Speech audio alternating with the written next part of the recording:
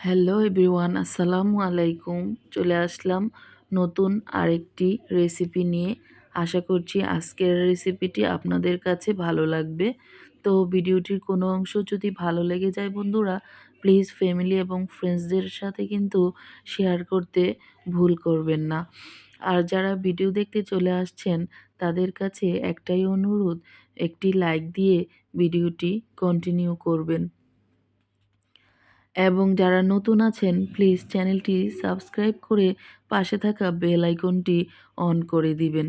এতে করে আমি কোনো নতুন ভিডিও আপলোড করলে সকলের আগে আপনার কাছে নোটিফিকেশনটা চলে যাবে। এভাবেই আমি নিত্য নতুন একদম গ্রামীণ স্বাদে গন্ধে অতুলনীয় রেসিপি দিয়ে থাকি। আমার রান্না যদি ভালো লাগে প্লিজ পাশে থাকা বেল আইকনটি অন করে দিয়ে রাখবেন। এই যে আমি আজকে নতুন ধরনের একটি রেসিপি নিয়ে চলে আসলাম। আজকে কিন্তু মাছ ভেজে রান্না করব না। আজকে মাছটা কষিয়ে রান্না করব। তার জন্য আমি এখানে একদমই অল্প মশলা দিয়ে দিলাম। এটা হলো হলুদ, মরিচ, ধনিয়া। পেঁয়াজটা ভেজে এই মশলাগুলো দিয়ে এখন আমি মশলাটাকে একটু ভালো করে কষিয়ে নেব, যাতে করে মশলার কোনো কাঁচা গন্ধ না আসে। তো এই যে আমার মশলাটা কিন্তু কষানো হয়ে যাচ্ছে। এখন আমি যে মাছগুলো রান্না করব সেই মাছগুলো কেটে ভালো করে ক্লিন করে রেখেছি। মশলাটাতে আমি এই মাছগুলো দিয়ে কিছুক্ষণ কষিয়ে নেব। আপনারা যারা বেশি তেল পছন্দ করেন না এবং যারা এভাবে কষানো তরকারি খেতে পছন্দ করেন তারা কিন্তু আমার রেসিপি দেখে একদিন ট্রাই করে দেখতে পারেন। আশা করছি আপনাদের কাছে ভালো লাগবে। তো এই যে দেখেন আমি কাতল মাছগুলো একদম কেটে ধুয়ে এখন মশলার সাথে কষিয়ে নিচ্ছি। দিয়ে দিয়েছি কয়েকটা কাঁচামরিচ। কাঁচামরিচগুলো দিলে কিন্তু এই তরকারিতে অনেক সুন্দর ঘ্রাণ চলে আসে। এবং উঠানোর আগে দিব ধনিয়া পাতা। এই শীতের ধনিয়া পাতা যে কি মজা হয় আর কি ঘ্রাণ হয়, শীত না আসলে আমরা বুঝতেই পারতাম না, তাই না বলেন?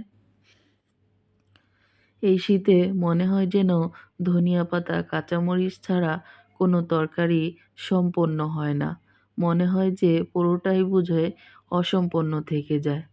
তাই আমরা এই শীত থাকতে যতটা মন চায় ধনিয়া পাতা, কাঁচামরিচ আমরা খেয়ে নেব। তো এই যে দেখেন আমার মাছগুলো কষানো হয়ে গিয়েছে। আমি একে একে সব মাছগুলো তুলে রাখছি যেন ভেঙে না যায়।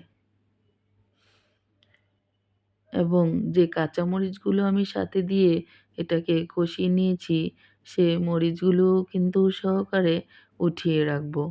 কারণ মরিচগুলো যদি বেশি সিদ্ধ হয়ে যায় তাহলে কিন্তু মরিচের ঘ্রাণটা মানে ফ্লেভারটা চলে যাবে।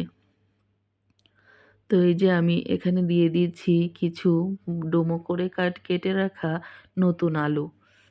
এই নতুন আলুগুলোকে এখন আমি মশলাটার মধ্যে কিছুক্ষণের জন্য কষিয়ে নেব।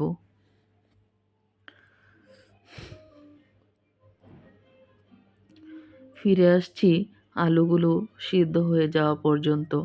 কিছুটা গরম পানি দিয়ে আমি এটাকে এখন কিছু সময় ঢাকনা দিয়ে ঢেকে রান্না করে নেব। একদমই অল্প উপকরণে এই তরকারিটা রান্না করে নিয়েছি। আপনাদের কাছে যদি এরকম তরকারি পছন্দ হয় আমার মতো আপনারাও কিন্তু বাসায় ট্রাই করে দেখতে পারেন। আলহামদুলিল্লাহ খেতে কিন্তু দুর্দান্ত হয়েছিল। তো এই যে আমার আলুগুলো সিদ্ধ হয়ে গিয়েছে, এখন আমি লাল টকটকে এই যে টমেটোগুলো কেটে দিয়ে দিয়েছি। একটি টমেটোকে আমি ৪ পিস করে নিয়েছি। আপনারা চাইলে আরেকটু ছোট করতে পারেন। তবে আমার কাছে এভাবেই ভালো লাগে। কারণ আলু আর টমেটো যদি একই রকম না হয় তাহলে কিন্তু দেখতে ভালো লাগে না। তো এই যে এখানে আমি কষানো মাছগুলো এখন দিয়ে দিয়েছি। আর দিয়েছি ঝোলের পানি। ঝোল, ঝোল না হলে কিন্তু এই তরকারিটার আসল স্বাদ বোঝা যাবে না। এই তরকারির ঝোলটা এতটাই মজা হয়েছে যে আমার ছোট বাচ্চা খেয়ে বলতেছি, "অনেক টেস্টি হয়েছে মা, অনেক টেস্টি হয়েছে।" আলহামদুলিল্লাহ আমাদের কাছেও খুবই ভালো লেগেছে।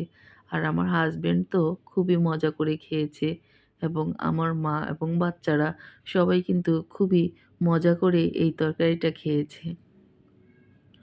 আলহামদুলিল্লাহ খেতে এতটা মজা হয়েছে আপনারা একদিন ট্রাই না করলে কিন্তু বুঝতেই পারবেন না। তো আমার রান্নাটা ভালো লাগলে প্লিজ চ্যানেলটি সাবস্ক্রাইব করে পাশেই থাকবেন। আপনার একটি সাবস্ক্রাইব আমার পথ চলা আরও সহজ করে দিবে ইনশাআল্লাহ। আপনার একটি লাইক আমার ভিডিওটিকে আরও অনেক দূর যেতে সাহায্য করবে।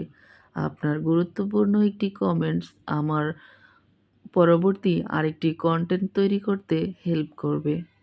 তো এই যে দেখেন আমার তরকারির ফাইনাল লুকটা কেমন হয়েছে। জানাতে ভুলবেন না কিন্তু কমেন্টস বক্সে। Thanks for watching. আজকের মতো এখানেই বিদায় নিচ্ছি। দেখা হবে নেক্সট কোনো ভিডিওতে। সে পর্যন্ত ভালো থাকবেন।